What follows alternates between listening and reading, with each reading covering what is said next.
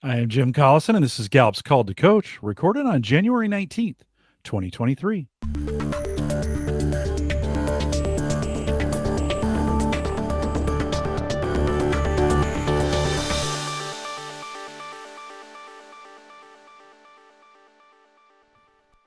Call to Coach is a resource for those who want to help others discover and use their strengths. We have Gallup experts and independent strengths coaches share tactics, insights, and strategies to help coaches maximize the talent of individuals, teams, and organizations around the world. If you're listening live and you don't see the chat room, there's a link right above me there too. It'll take you. We'd love to have you sign in. We'll be taking your questions live. If you have questions for us or you're listening to the podcast or this on YouTube after the fact, you can always send us an email, coaching@gallup.com. Don't forget to subscribe on your favorite podcast app or right there on YouTube, right over there on YouTube, so you never miss an episode. Dr. Santor Nishizaki is my guest today. Santor is the founder and CEO of Mulholland Consulting Group, and his work on millennials and Gen Z in the workplace has been featured in places, small little places like the Wall Street Journal and Forbes. He is a PhD professor of global leadership and change at Pepperdine University, as well as some other places he'll mention here in just a second, and is a Gallup certified strengths coach. Santor was featured on Call to Coach in May of 2020, which seems like a lifetime ago, if we just are being honest with ourselves, when he talked about how to build a strengths-based city and how to thrive during difficult times. Santor, great to have you back. Before I ask you this question, though, let me say your top 5: competition, futuristic, achiever, positivity, and activator. Welcome back. Excellent, Jim. Thank you so much for having me back, and congratulations on saying my last name correctly. Yes. Yeah, I butchered it the first time. I have to be honest with you. I had never quite recovered from that. I've been thinking about that moment and an opportunity to fix that alive, and I think I got it. I think I got it right. You nailed it. So thank you so much, and thank you for having me here. I always love chatting with you, and it's been quite some time since May of 2020. Yeah, May of 2020 was a different world for us, and Yes. we were thinking about and listen. I think we're going to spend some time as we think about Gen Z. We're going to see some things that transpired then, some things we were talking about then. That in the next two and some change, right? 2 3/4 of a year, as we're coming up. We're recording this in January of 2023. And I think some things we're going to be dealing with. So I'm kind of I'm excited to get into that. Before we do it, catch us up on you. You were the city manager, right, for the city of Cudahy, and kind of wrapping up your term with them. Let's get caught up with you. What have you been doing since then? Sure. Well, I was only supposed to be there for a few weeks, which turned into 6 months during a pandemic. So before I was, I did some strategic planning and leadership development for the city council and executive staff. But then I said, hey, I can only stay for a few weeks because I have to finish this Working with Gen Z book.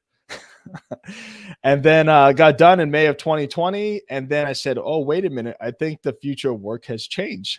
So maybe it's a good thing that we put a pause on the book. So then what we did was during the pandemic, we did a national study to find out what did Gen Zers want after the pandemic. So that's really what the book is all about. 90% finished, Jim, before the pandemic happened. And then we had to go back, not completely to square one, but just how this will influence the future of work. And that's we'll talk about that today. Yeah, we've been spending a little time talking about Gen Z, and it's been on the radar. Of course, COVID, I think, overshadowed it in a lot of ways, as we're coming out of that time, whatever that means, as we're coming out of that time, we're beginning to see, okay, here's what the new trends are moving forward. And some things have snapped back. Other things are never going to be the same. I mean, and I think it kind of varies from where you're at in the world and your work experience and what were you doing before and some of those kinds of things. So I don't think one size fits all, but talk a little bit about how you see the Gen Z when someone says that that term Gen Z. What's that mean to you?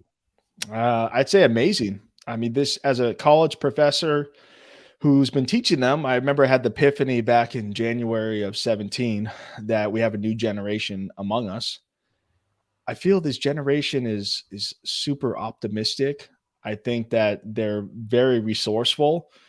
I mean, growing up with social media has been challenging too. So I think they've had their own challenges and smartphones and devices, but this generation, they care so much. I mean, I don't know if you remember seeing this back in May of 2020, or I think the report came out in June. Deloitte did a study and said, what was the number one thing Gen Zers were concerned about at that time? And this is when all of us were like scrounging for toilet paper, trying to get masks, wiping down our groceries, and their biggest concern was environment over healthcare. So that they really care about being good stewards of our environment. At that time, I mean, still is amazing. And they're against racism. That was one of the top concerns is racism during the pandemic. So I feel the future is bright with this generation. When we Positivity. say it again. That's my positivity strength coming out there too. Yeah, I like that. When we think about the generations before them, the millennials, and I almost see the millennials in two different waves. If we're going to classify that, there's an early group of millennials that are that are maybe in a post 9/11 generation. Then there is that group in between, maybe halfway down the line between them and Gen Zers. But when we think about, before we start talking about Gen Z, how do you see the millennials responding? Because the millennials today represent a good portion of the workforce. Yeah. And they're the ones, I mean, I'm an Xer, just admittedly, right? I'm on the last stage of my career, so I'm kind of making it through the next 10 or 15 before I retire. But hopefully, we'll see. We'll see how it goes. We'll see how the economy goes. Right? How do you think the millennials see Gen Z? So that's interesting. And as for the listeners, I'm an elder millennial. Some people may say geriatric. I don't want to offend anyone here. I was born in 85, and my dissertation was on millennials in the workplace, millennial work environment preferences. So as far as what they see, it's interesting, Jim. I'd say my experience, and I have a podcast where I ask that question specifically. So I interview a lot of millennial leaders. It's called the Zillennial Leader Podcast, to be accessible to Gen Z and millennials. And I ask that question, and they have nothing but positive things to say about this generation. They say there's super quick from a technology perspective. They ask a lot of great questions. And this is based on their anecdotal experience, but they really, really like them. And I asked in our survey, what does Gen Z think about millennials? And that was pretty interesting too. But the results are positive. They had really nice things to say about millennials. So there will be friction, but I think that overall they have a lot of positive things to say about each other. When we Elise had a good question, and I think this is a good one to bring up. She says, in your book, in our conversation, we're talking about U.S. or are we talking global? Lisa, that's a great question. My study was done specifically in the United States. What do you think? Just as a side note, do you think there's a major difference between, and this may be one of those hard questions that I said I'd ask you, between Gen Z in the U.S. and the rest of the globe? I would, and I'm going to answer your question with this answer, which is, I haven't studied globally. I've seen some similarities. I'd say really when you're looking at a generation, we don't want to stereotype, right? So some of the things we say, hey, these are some common themes that we've seen. But that's why what's beneficial about strengths is that you could have a learner who's a Gen Z or communicate with a baby boomer, and they could connect through a baby boomer's learner too. But back to your question specifically, a generation is defined on what's happening in the world as they grow up. So in different parts of the world, I would say in other areas where maybe they don't even have access to technology, how can you compare? So I would say it depends on what's happening in that country, and then socioeconomic as well background. Yeah. And I think it's a great opportunity for coaches on the ground and in countries outside of the United States to begin to have these conversations, however they work out, based on culture, based on experience, based on what's happening in the country, socioeconomic situations. Like, I mean, we're having these conversations. It would be super hard to have a global conversation about this. Listen, it's hard to have a conversation just about the United States on this, because in your work and your research, Mhm. did you see any variance in just here in the US on where maybe things might be a little bit different based on region? Yeah, we sampled different regions, and we didn't see anything overall that I would say is being significant. And we sampled people with different backgrounds and gender as well. Okay. People love to, and Heather, not trying to pick you on this one, but they love to define when we think about this, defining Gen Zs and millennials. Oftentimes we define those by year. I'm not a giant fan of it, but for your research, for the work that you Sure. did, do you remember or how are we identifying these? Yeah, and there's all Heather, great question. Um, and I don't say it's not a science, right? I'd say it's approximate. So we define Gen Z as being born between 1995 and 2012. I've seen the Pew Research say 97, the Pew Research Center. So, and Gallup, may even say 96 or 97. But I feel like with the smartphone coming out in 2007, the iPhone with mass distribution, I think that influence and social media when they were teenagers, I think that influenced them. That's why we say 95. Mhm. But there's those cuspers like Jim we talked about, the zillennials, which are in between, and Yeah. then millennials I say is 1980 to 1994. And Okay. people who don't want to be part of that generation, they may say, "Oh, they'll pick whatever range they like." Yeah. I'm a Well, Gen Xer, right? yeah, I'm an Xer, and I might actually relate more to the millennials than I did my own generation in a lot of ways. Now, we were talking about this before we got on. I think sometimes I wanted the same things that the millennials were looking for, just wasn't allowed to have it for whatever reasons, for whatever cultural reasons. And I'm finding myself actually identifying a lot with some of the Gen Z values as we think about some of the things they're thinking about. What does separate? So let's think about this for a second. Certainly during the pandemic and a lot of things that were happening here in the United States, as we think about DEI and gender identity, what are the major changes or what do we see in the numbers? What are they thinking about differently? So, pronouns, you can see Zoom. That's they added that option as well as LinkedIn. So just I think leaders need to be aware of this and educated on that. We have a section where we talk about that in our book, just to help give a little bit of education to because this is important to Gen Z. I think there's other statistics out there that say Gen Zers like I think it's over 30% know someone who is identified as non-binary. So Mhm, understanding that is important and to create a culture of belonging and being inclusive. mhm. Heather wants to make sure she threw some Gen Z. She says 95 to Yep. 12, millennials 80 to 94, and then Gen Z 60 to 78. We didn't mention that because this is what we say. Gen X is always the forgotten generation. We say that a lot. Us Xers are a little bitter at times because the millennials got so much attention, right? In that. Xers are running the show now, though, right? I Oh, yeah, mean, for sure. over it was a majority of global leaders are Xers. So to answer that question, I believe it's like 64 to 79. Yeah. And yeah, go Go ahead. ahead. No, go. No, you go ahead. Well, I was going to say, I think generations are becoming more micro, right? As technology and other things are, everything's happening faster. I think we'll see these different generations instead of is originally 20 years, and now it's going down to like 15. And I think it's going to continue to shrink. Yeah. When we think about strengths for a second, let's bring it Mhm. back. We Yeah. have our audience is a lot of certified coaches, a lot of strengths coaches. We think about strengths across those generations. As you're working with this, and Mhm. maybe some of the information in the book, do you think? Well, how do you think these groups, whatever they are, however we define them, see their strengths? Does it make a difference? I don't know. Let me just throw that out there. That general question out there. So I've seen strengths work incredibly well for Gen Zers in my college classes. They love it. I mean, I didn't take my first strength finder, the strength finder assessment to my doctorate program.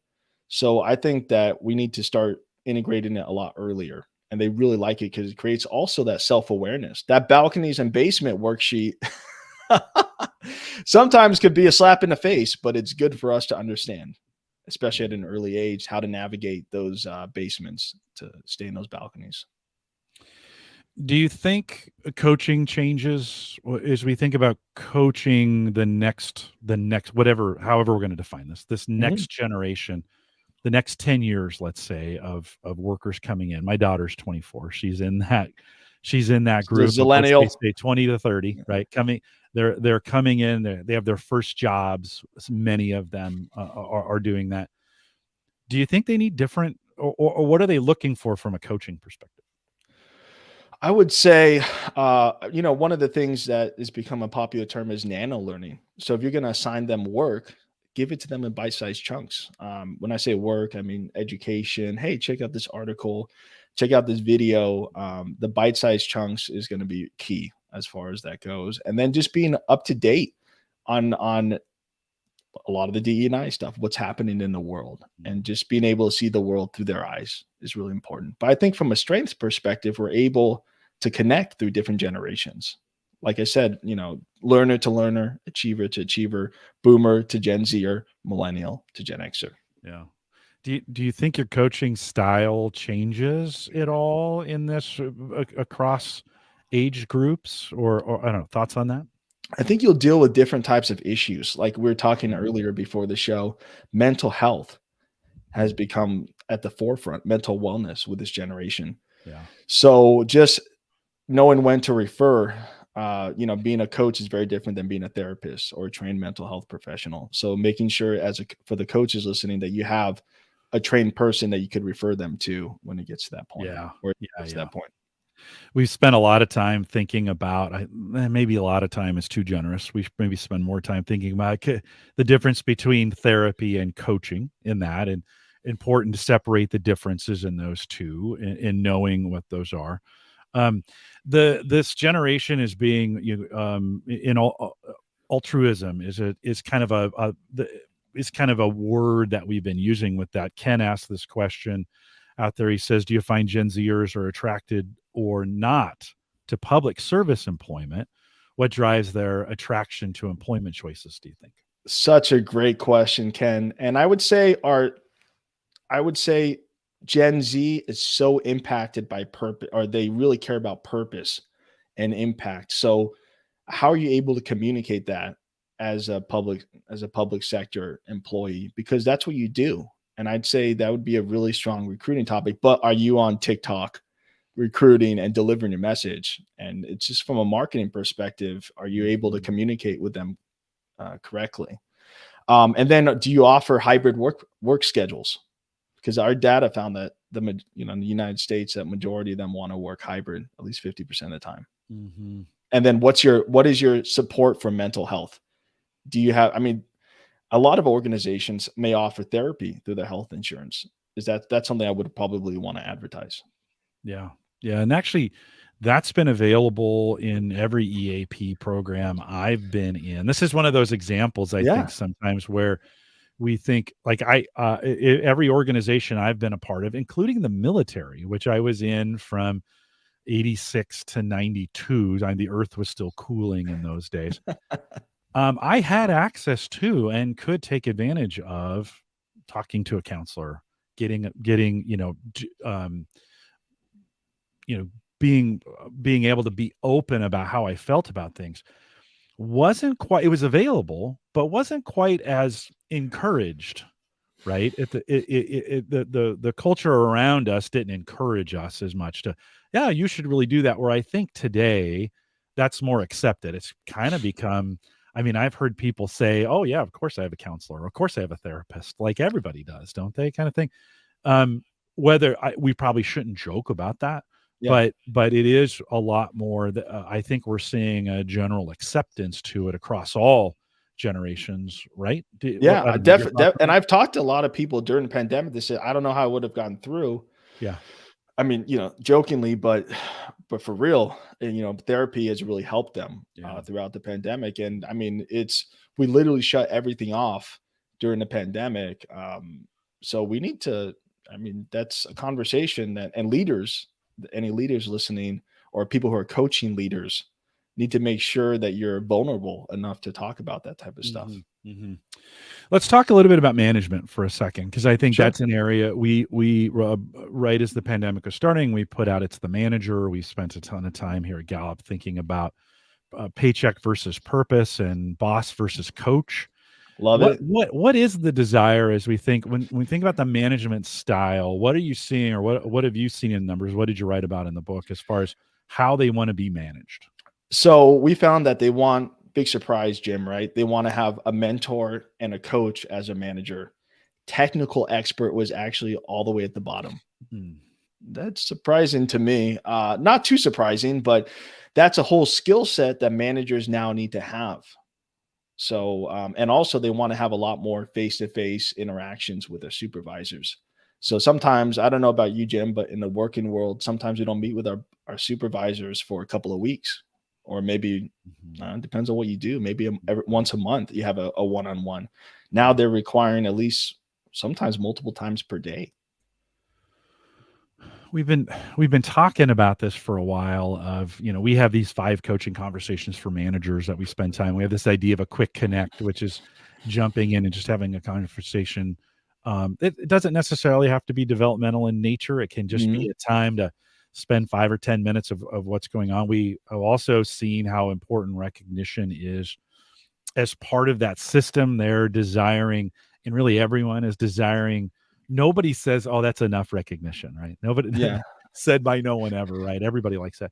What do you think the challenge is if you were, if you were speaking to a manager today and you were thinking about equipping them or helping them because they're overrun as well, right? I Yeah. mean, it's not like they're in great shape either. No one talks about the managers too, right? As far as Yeah. they're some of the most stressed out people in this pandemic. Yeah, from a coaching perspective, what Mhm. kind of advice or what are you seeing to help managers adapt to what's happening here?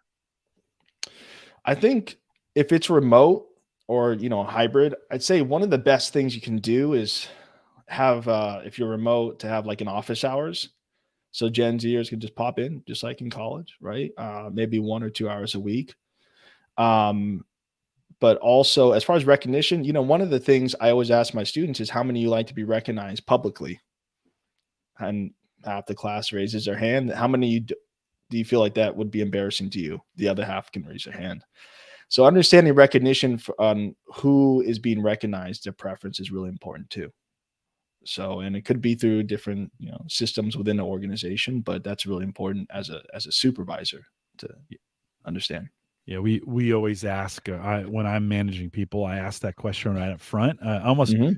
I almost onboard them, like, hey, you're, there's some things I need to know about you, and one of them is how do you prefer to be recognized, right? Yeah. How do you how do you like that to be done? What are some things that scare you about it? I think there's a group of us, you may be this way with me, that we thrive on it a little bit. Hey, Jim, I have significance in my top 10. I want you to email everyone, right? Yeah. Yeah. But not everyone does. And we have to be self aware that, we want to lead to each person the way they want to be treated, not the way you want to be treated based on their strengths. Right. And that strengths works really well with Gen Z. Yeah. Hold on. Let me go back on that. Strengths works really well with explain that. Yeah. Why do you say it? So, I mean, it works well with all generations, really. Mhm. But I think going back to the data and everything else, that's what I love about Gallup is you're so data driven. So it's not like some random assessment that's new or anything like that. It's proven to work, and I've been using it and incorporating it a lot of my college classes, and it's been very positively received. And the podcast is something that it's free and available, and a lot of them like listening to the Now, podcast too. you told me, hold on. You told me you assigned it as a It's homework a it's a assignment. it's a Is that homework true? assignment in some of my classes, yeah, so they take the assessment, and then I'll actually do the workshop for some of my classes too, the one that I would normally do for my clients, but yeah, they have to write about listen to one of your episodes on one of the strengths that they loved or were kinda like, "That doesn't make sense to me." Mm. So, it's been a great tool, for the college students. Four of my top 5 are influencing themes. That made my day. With that, we'll remind everyone, take it no. I think 6 out of my 10, Jim, are influencing, so I love it. Yeah, and I have a lot of relationship building things too, so it makes my heart happy, so to speak, to The impact. hear that you're using that work as Yeah. homework. And for those who have to listen to it, I'm sorry that it has to be your homework. Heather asked a great question. She said, "I'd assume that the theme of belief is more frequent from Gen Z or millennials." I actually don't know that stat, but I don't either. finding people in companies that have a purpose. So this is another one of our findings out of It's the Manager, that they're looking for a company that has purpose in that. Can you spent what did you guys find what did you find, I should say? You wrote the book, not a group of people. So what did you Uh, find about them looking for purpose? So I do have a co-author, James Delaneve. I Oh, just okay. wanted to, it's okay. All I right. just wanted to That's throw it out there with all him right. to give him recognition. And Yeah, he's yeah, like me. We like the public recognition. yeah, for sure. So as far as what we found, purpose, I mean, it's so important to this generation. And it's funny too, Jim. We had one of the comments was millennials, they'd rather work for money than purpose. And I thought that's one comment, but I thought that was hilarious because millennials are the one like, oh, we have to start with why. And Simon Sinek's big thing about purpose and why. But Gen Z just as much. They would rather have work for a company with purpose than a pay raise. And there's data out there to support that. Although we should pay them, Yeah. we should pay them more I money I know we say that, but I think what happens, like, and I'm not saying the numbers in are the wrong. life stages, right? Yeah. Yeah, Yeah. you're in your 20s and you kind of have this view like life's gonna it's a long time out. I'm okay. I want to work at this place where the purpose is more important. Then you work there for a while and you think, man, life's expensive. Especially Like in Los that. Angeles. Yeah, no, right on. Right. It's Seattle, New York, Adulting. Boston, like Adulting's expensive, Jim. Atlanta, Yeah. almost every city in the nation, Dallas. Oh, they're all expensive, right? Yeah. But you get into that, and I think in your mid 30s, you're like, it would be nice if I made a little more money. So I wonder if there's that kind of effect that goes on sometimes. Well, yeah, I mean, as your responsibilities increase, daycare is expensive, right? I Oh, mean, for gosh, I could get a sure. couple of Yeah. Teslas for what I pay for daycare Right. every month. Right. But yeah, it's expensive, but I don't see you can still have more money with purpose. So it could be explaining if they have to do a spreadsheet, explain to the impact of those numbers of what they're going to do. And I give a lot of examples about that of like if you're working with someone or you're coaching someone who's in, let's say, procurement, and they're procuring something that's important to the mission of your organization, take them to see that whatever that procurement is being launched. Mhm. That's really important. It doesn't take that long; it takes a couple of minutes. So connect them to the purpose, and I think you'll have a more engaged Gen Z workforce.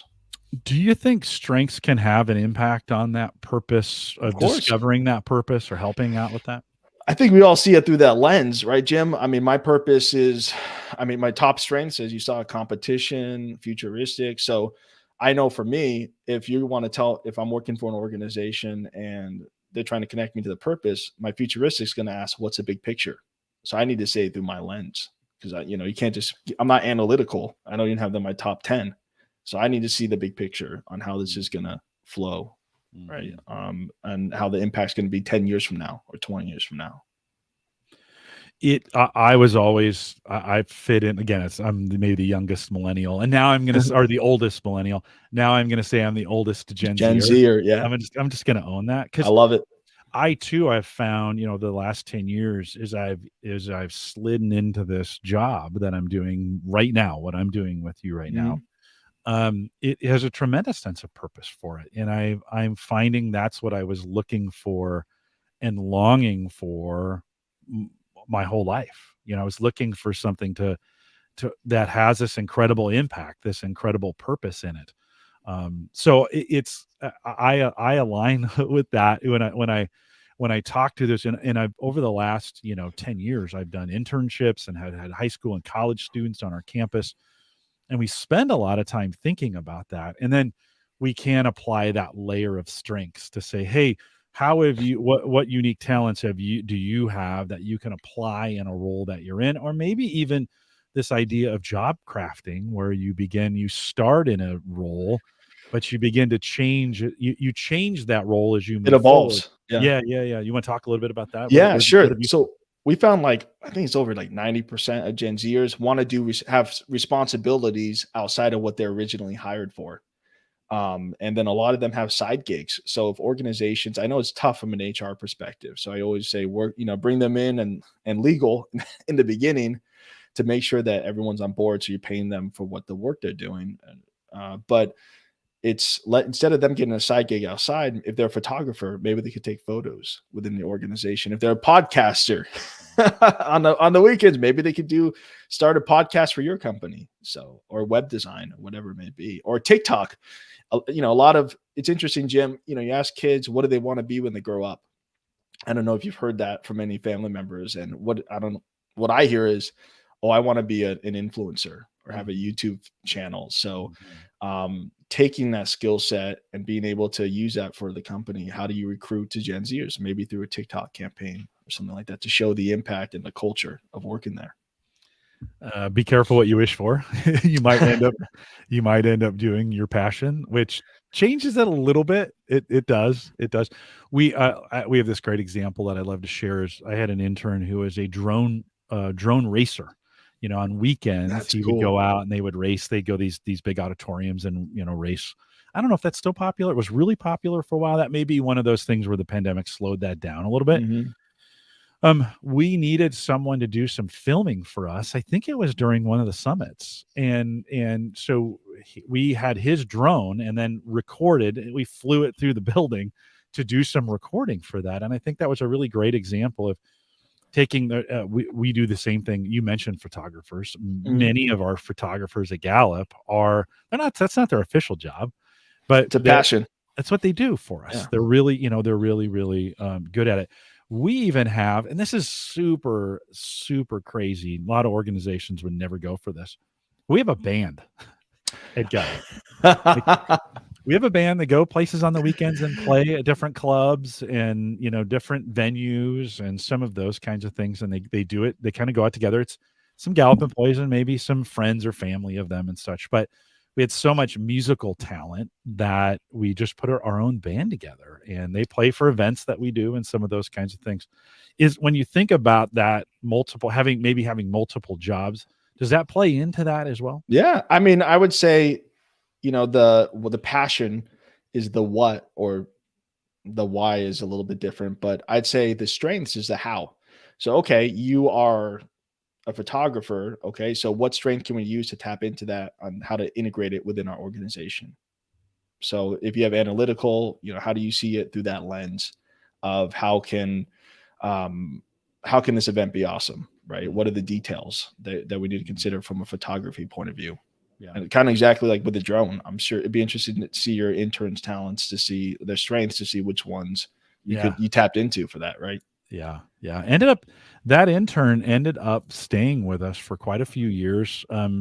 He did a straight to work kind of job where we hired him right after high school to do some software development, Awesome. and he did not want to do a 4-year degree. So we're just like, okay, come write code for us. And I think we had him for 3 or 4 years. And so a great way of doing that. Let's shift to development, Sure. thinking about the way they look at development. Lisa's got a good question about this, but I want to ask you first, how are they seeing how is that group seeing development? Personal development Okay. So or professional and professional personal. development, yeah. I mean, you see that one influencer on TikTok is like making millions of dollars a year just on Excel. What they call her, the Excel girl, or I mean, it's incredible. So TikTok is a great way to produce content for the coaches out there. If you're trying to produce content for your business, a great way to do that. But you have to do it in 30 seconds or less, which is for me, because I have a TikTok, and I have my marketing team that creates the videos, and I'm like, wait, how do I say something that's meaningful in less than 30 seconds? But it's that bite-sized learning. So you see that a lot, the nano learning and things like that. And then yeah, those are the biggest things I see. Podcasts, I think, are a great way as well. Audible and just reading. So Nah, no to podcast. That's old school. yeah, Uh, bite-sized chunks. Lisa asks, and I have a follow-up to that bite-sized chunks here in a second, but Lisa asks, where's Gen Z most challenged and need the most development from the rest of us? I know this is asking for a generalization, but what are their points of friction that could be sources of growth? Hey, Lisa, thank you for asking that question. I would say dealing with conflict is one Mm, of the biggest challenges we've seen as a theme. Not all Gen Zers, as you said, Lisa. So being able to coach them, and what I've done that's worked really well is by asking questions as a coach, right? That's what we do. But rather than saying, as if you're coaching people who are leading or managing Gen Zers, you would, instead of saying, "Hey, you did this report wrong," maybe asking the question, saying, "Hey, what made you do this one part of the report like this?" And then teaching them how to get to that. But dealing with conflict, I mean, Jim, if you don't like someone on Facebook or Instagram or TikTok, what do? I mean, I'm sure you don't do this, but you Well, you might block troll them. them. If I Yeah, mean, that's what you might everybody else troll does. them, They or troll you them. might try to cancel, or you Yeah. might block Yeah. them if Right. they don't agree with you. So imagine just growing up with that mentality. I'm not saying all Gen Zers do this at all, but this is a lot, even outside of my research. There's a great book called Yeah. iGen that talks about this a little bit, of dealing with conflicting points of view. So when you get to the workplace, we're going to have conflict on different ways we approach problems. So I think coaching them to deal with recognizing it and then dealing with it in a healthy way, because conflict is good when it's not personal conflict. Listen, there may be a lot of Gen Xers who don't like since we didn't grow up. I mean, we grew up face to face, Hmm. and we're the last generation to play in the street. We did. Yeah, you could do that. We played a lot in the street. We'd play till the street lights came on Yep. or came on. Those kinds That's of things. child abuse now, right, Jim? Well, you could get called in for that one. We did a lot of things face to face. We were used to kind of just telling each other how it was in Yeah. person, right? Millennials too. Yeah, older Yeah, millennials. Yeah. and so sometimes that has translated into the social space as just absolute. I mean, I've watched my friends do this on Facebook. They just absolutely blast each other on social or whatever, and that's not healthy either, right? I mean, because of No. the ramifications for that. So I think across all generations, we might have Pick up the phone. that opportunity. Yeah, yeah. Pick up Have the phone. go. We need to have more conversations, right? Pick up the phone. Some things are not a text message or a Teams message or a Slack message. If Yeah. you're upset with something, it's better to talk about it over the phone.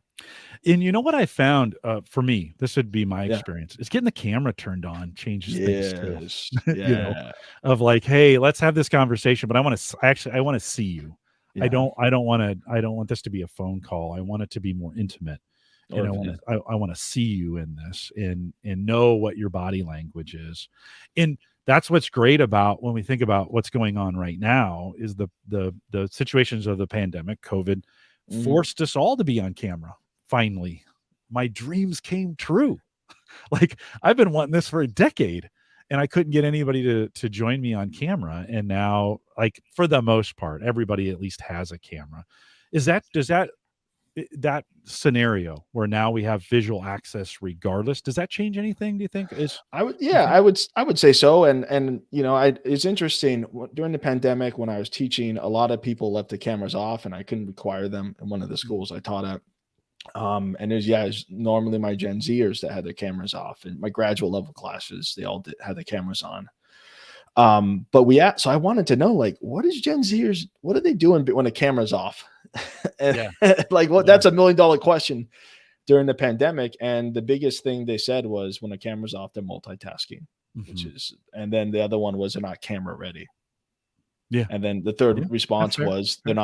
they're not actually at their desk. Well, it's true. They That's might have true. stepped away. That's Yeah. true. One of the things, and this just may be, me, but at the beginning of the pandemic, I remember the first day I had to work from home, and I'd worked from home before, so it Yeah. wasn't that, but where a lot of folks were working from home at that point.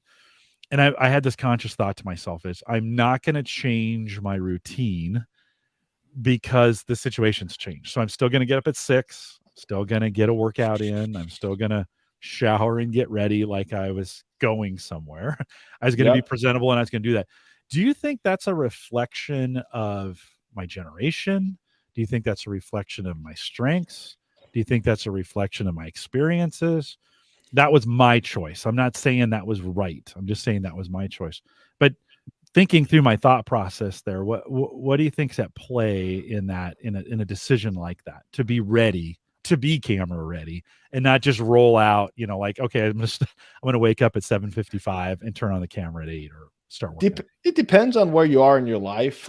Depends on what you do, right? If you're Mhm. an accountant, do you need to be camera ready by 8 a.m., or Yeah, can you roll yeah, out of bed? I mean, yeah. but these are just from productivity, Jim. You want to start the day off with some type of exercise or routine like that. So the moment you start working, you're firing on all cylinders. That's just a Mhm. productivity 101. Yeah. And maybe I didn't learn that too much later in my life. Later in my towards I think probably my late 20s, I started exercising every morning. And then by the time I got into the office, I was hitting the ground running. Mhm. So to anyone listening, if you're comfortable with that, that's a good option. And now I usually spend the time with my two sons, and we go on like a little walk Mhm. when it's not Yeah. too cold. It's like Yeah. been really cold in LA the last couple of days. Listen, full disclosure, I just knew if I didn't do that, I would slip into oblivion, and Yep. like it would be 11 o'clock, and I'd be rolling out. So I thought, okay, I know me, discipline very low, focus very low. I'm gonna need to put some things in place for me that I That's just don't. self-aware. Yeah, that I That's just don't. self-awareness. It was Yeah. a strengths-based decision, to be honest. It was looking at what I know I struggle with in the past and saying, okay, in this new situation, by the way, we thought it was going to be 2 weeks. I was like, oh, this thing will be 2 weeks long. I remember we had a conversation and they were like, how Yeah. long do you think this was, like, that first meeting that we had? And Mhm. how long do you think? Oh, a couple weeks. And, you know, it didn't.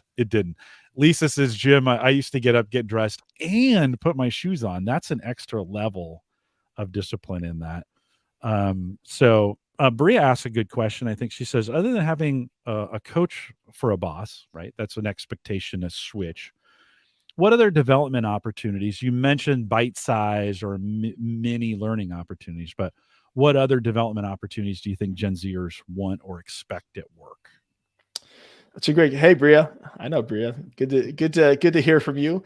So there's so many different ones, but within the organization, like I was saying, there's a bite-sized chunks. I mean, honestly, mentoring. Hmm. That's one of the things I feel like Gen Zers got robbed during the pandemic, was that face-to-face mentoring opportunity of having those hallway conversations. So I think if you are listening, and you're not a coach, that's okay. If you're a supervisor and you want to work fully remote, think about the people you're leading. So that's leadership, right? Is you want to be there for them, but be structured about when and how you do that.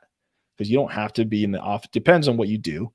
But if you're working like a hybrid schedule, the days you're in the office, have those mentoring conversations, have those one-on-ones, and have that any type of brainstorming or things that you need to do in person. And then the spreadsheets you could do. Why drive into the office and deal with traffic for a spreadsheet? What do you think about expectations? When we think about, saying, hey, it's an expectation that your camera ready. Is Yeah. that right, or is that wrong? Like, listen, it doesn't have to be binary, right? It Yeah. doesn't have to be a right or wrong answer. But as we think about this generation seeing expectations, what do we know about that? As well as, you mean just workplace Yeah, expectations, or? like accountability and expectations. Hey, uh, Oh, gotcha. I got you. I've Yep. got some things I need to get done, or I need you to get done. Like, we Yeah. hired you to do this job. These are the expectations. Yeah. Well, I think your data, Gallup, not you, Jim, but Gallup is overall. I mean, a lot of people don't know what's expected of them, and Yeah. that's not new. Yeah. So one of the things we found from Gen Z is like over 90% want to know what's expected of them from day one, and it's a transparent process as well. Mhm. So I think part of that onboarding conversation, in addition to being how you like to be recognized, is this is how you're going to be evaluated, not just during Mhm. performance review time, but and this is how I can help you as your leader and coach to get you to meet those goals. But we need Mhm. to know if we're not trying, and that's part of the biggest challenge of people working remotely. Just being logged into your computer and keystrokes, that's not productivity. Mhm. So we need to measure Mhm. better on outcomes through, and that's what their expectation is transparency and measurement. And that creates, to me, I think, a little bit more equity when it comes to promotions and things like that. Yeah. It, Yeah. It's hard. it is, It yeah. we've had a couple of years to figure it out. No, no, no, right on. Well, I mean, even before you're Yeah. right. I mean, that first question in the Q12, do I know what's expected of me at work? Yep. It's just, it's amazing to me how many people get to work and don't know.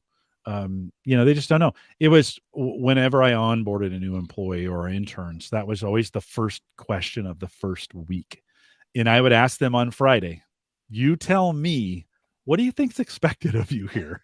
Like, I want to hear it from you. Be ready. I made them write it out and then say it to me, because I wanted to hear that they clearly understood the reason and why are you here doing this?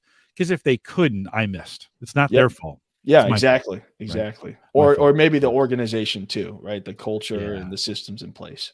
Yeah. Well, people leave managers, Yep. right? Oh. So it was my fault. If 1 they and 2, right? if they didn't know, it was definitely my fault. I'll take the blame for that one. Carolyn asked this question: what are your recommendations, or what recommendations do you have for Gen X coaches to connect with Gen Z? How can they show that we sincerely want to connect and learn from each other? What are your thoughts there? Carolyn, that's a great question. So Gen Xers are parents of Gen Zers, which is also, I mean, millennials are the kids of baby boomers. So the best way you can connect with them is try to understand what they're going through from pop culture. I mean, you could go into Spotify, and I do this. This is a fun exercise, Jim. I mean, if I want to learn more about baby boomers and connect with them, I'll go in and type in baby boomer playlist. Mm. And I get a lot of Credence Clearwater, which I love. So doing the same thing. Find out what's happening with Gen Z. Maybe try TikTok, right? See what's going on there. I mean, it invaded all of my senses. I felt like the first time I opened TikTok, it was like really loud and fast, and makes me sound maybe a little outdated, I guess. But Yeah. just understanding how they absorb content, understanding what's important to them. Use your input strength and learner if you have that in your top 10 to gather the information, and then send it out to your other coaching friends. We can't do this in the workplace, and it's too bad. But one of the things that really helped me over the last couple of years was I spent a lot of time with my daughter, who's in that, and I did because, well, when she was home from school, and even when she wasn't home from school, she'd come home over the weekends, and we started cooking together. Oh, nice. And so we'd have these conversations while we were cooking. We don't talk every time, but I wonder if some of the answer is find more ways to just have conversations. Connect. Yeah. I mean, have a lunch. I mean, that's one of the other things, saying, hey, I love to hear what you think about the company you're new. Let's grab a lunch. That's how I got informal reverse mentoring Yeah. or mentoring opportunities too. Yeah. Yeah. We call that a quick connect in our I love 5 it. coaching conversations model, but it's a great way, to one of the things I've been doing. I've been going back in a couple days a week and working from the office. And I have lunch with the sales team who I don't have a direct report to them. They have no dotted line relationship to me. They would just always meet. Their tradition during the pandemic was when they were in the office to meet together for lunch. And they would pull tables together. If you've been on the Gallup campus, our atrium, you can pull those tables together. And I started eating with them. And man, was that not an eye-opening relationship building experience for me. Santor, I think sometimes we forget to just go talk. Like, you can I'm the old guy at the table. I don't care, and they don't care either. They No. enjoy the conversation. They love having me there. When I don't show up, I'll come down the stairs and they're waving me over, like, come eat with us. Like, make sure you Are come. those all the woos, Jim? No, not all of them. Not all of them. No, so I think there's some accountability on our end, regardless Yeah. of the generation, to reach across those lines or whatever they are, those ages, whatever they are, and just have a conversation, right? Yeah. You know? Well, that's, I think, with anyone from any background, right? If you want to learn more about someone's culture or anything, right? You would want Yeah. to spend more time with folks from that group, and not stereotype from that one experience, but continue to expose yourself to new experiences, go to different festivals, right? From different backgrounds. That's I think the best way to add to our hard drive. Oh, I like that. I like that. Yeah. Mark, pull that out as a pull quote. As he's listening to this in the future and he's Okay. transcribing it is what he's doing. So he Thanks, also Mark. does the pull quote. So pull that one out, Mark. 8 weeks from now, I'll hear that from him. Brooke asks, how can a strengths-aware team delicately coach or mentor up the chain of command if their leadership manager isn't self-aware? Any thoughts on helping upstream? Well, that balconies and basements exercise is amazing for the self-awareness. I mean, you've sat in those, I'm sure, Jim, where people have their strengths, and I have a worksheet, from y'all of like, hey, let's talk about our balconies and basements, and let's circle the ones that we think that we maybe other people may see us as. So talking about personal branding and perceptions, I think is big. But also talking to them if you're trying to lead up, talking to that leader in the strengths that in the language they understand through their strengths. Oh. So like if they have analytical, show the data, show up Mhm. with the spreadsheets, they'll appreciate that, right? If they have Mhm. competition, show them the metrics. What's how are we going to get to the finish line on what's our goal? Things like that. Yeah. You know, what I wish sometimes they'd ask me is, how was that seen when you were growing up? You know, you might be having a conversation, a delicate conversation or a struggle or work something. And for a Gen Zer, if I was manning a Gen Zer, I, I'd I would fall down. I'd be content for the rest of my life if they'd said, "Hey, how was that handled when you were when you were growing up? Just tell me." Like, because I think it shows some. I think sometimes we think the conversation's only a one-way street, Yeah. and I think there needs to be as much understanding going back in time of saying, "Oh, wait a minute, you were influenced by a completely different set of things when your brain was developing," and have some thoughts. I think there needs to be an equal exercise in patience Yeah. going So the other way. I completely agree. And when I speak to companies about different generations in the workplace, it's so we could all kind of understand, hey, this is what the world was like when you were growing up. Yeah. But like I know, one, and this is a common theme with baby boomers is they usually work longer hours, or Mhm, work life balance. mhm, They grew up with. I mean, that mhm. was the part of their career. So I knew, show up before the boss got there and leave after they leave. If I'm on a salary, I know you're hourly, can't do that, but I knew that they valued that rather in addition to the output of quality of work. But I knew that showing up early and staying late was important to some baby boomers. Mm, yeah. Yeah, last comment, and then we'll Sure. kinda bring this one in for a landing. Brooke says, as we talk about pop culture, we do have to remember that TV and movies and even music of the time saw parents and leaders maybe as not the best influence, right? As or as the problem. Does this cause disconnect between Gen X and Gen Z? If now my kids, I was a late Gen Xer and I had kids early. So my kids are typically fit into the millennial group. Mhm. They're 34 to 24 at this point. They're on the tail end of the millennial group. But do you think pop culture plays a part, that repeated what we see on TV or we hear in music becomes a believed a stereotype? I think it's good Thoughts on to that? yeah, well, I think it's good to have that conversation, right? There's a lot of things, that would not age well. No, there's a lot of things that haven't So aged that well. that Let's have be that clear. a lot of things that haven't aged well, Ugh. that still is on reruns, but I think that's part of the conversation. I'm not telling you to say, "Hey, go watch something offensive," to tell a Yeah, Gen yeah. Z or Yeah, that, yeah, but, yeah. I think having a conversation about that's where the magic happens of understanding.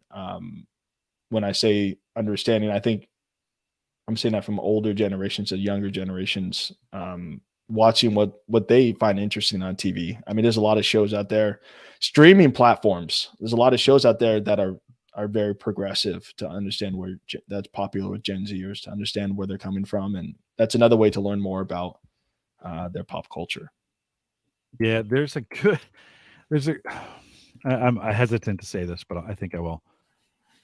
There's a lot of cultural learning about the way we thought that's embedded in the TV of those days.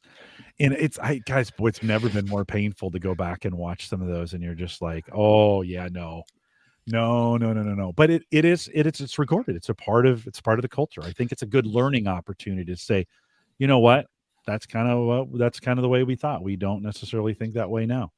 I think Just it's good to know. it's almost a snapshot of what society thought at the time in some cases, right?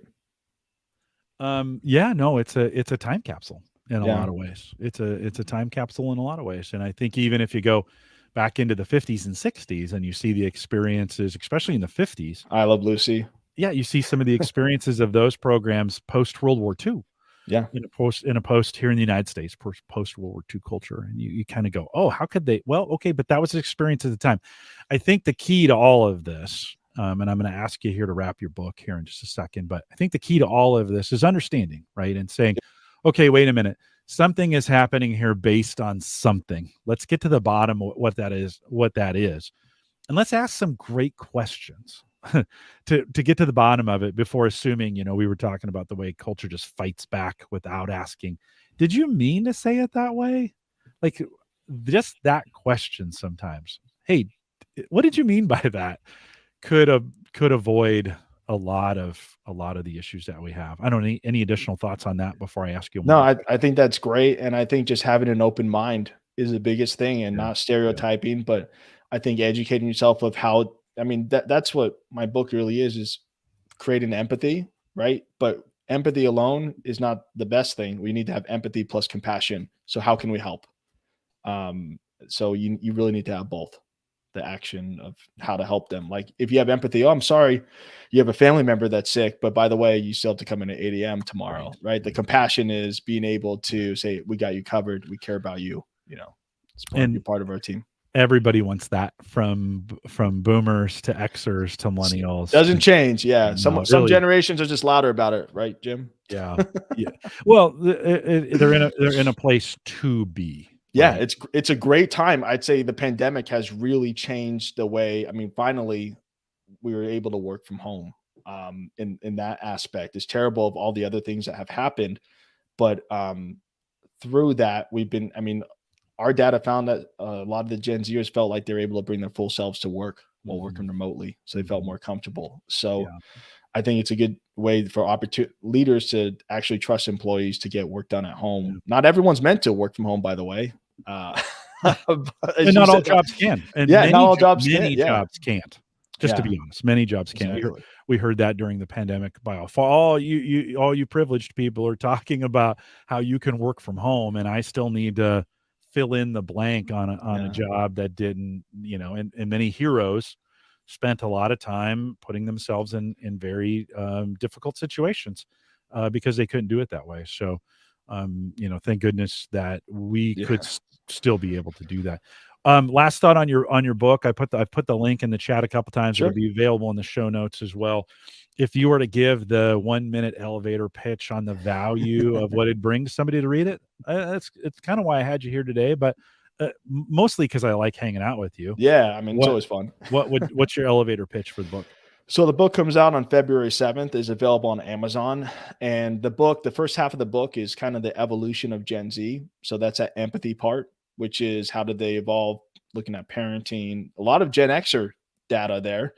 So I think the Gen Xers will appreciate that. We love you, Gen Xers. I know you don't get enough press. So the first half is all about Gen X and parenting style and the impact of technology on this generation. So the first half is the empathy. The second half is the compassion, which is how do we recruit, retain, and lead them. And we have a lot of Gallup data in there too to Yeah. support our data too. No, looking forward. It comes out February 7th, 2023. That And is so if correct. you're listening to this after the fact, you can head out to Amazon, pick that up. Links in the chat. If you're on YouTube, we'll try to get that in the show notes when we publish the podcast. But Santor, thanks for thanks for being my friend. Yeah. Two, thanks for all the conversations we've had. We got together May of 2020, but you and I have had dozen or so conversations in between the time, and I always appreciate that. You've asked me some good questions. You pinged me with some questions. So thanks for hanging around the community, and thanks for being willing to come on today. Thank you so much, Jim. I always appreciate all of your mentoring too. You helped me start my podcast and gave me some good advice. So thank you. That's I an like it. impact. You hang tight for 1 second. We'll remind Definitely. everyone to take full advantage of all the resources we do have available around this. Head out to gallup.com/CliftonStrengths and sign in. That's how you get into Gallup Access for coaching, master coaching, or if you want to become a Gallup certified strengths coach like Santor is. You Hmm. can send us an email, coaching@gallup.com. We'll have somebody call you back with the details and how you get that done. If you want to join us for the 2023 Gallup at Work Summit, now would be the right time to do that. Nice. But maybe it's after June of 2023. It's okay. We'll probably have another one in place.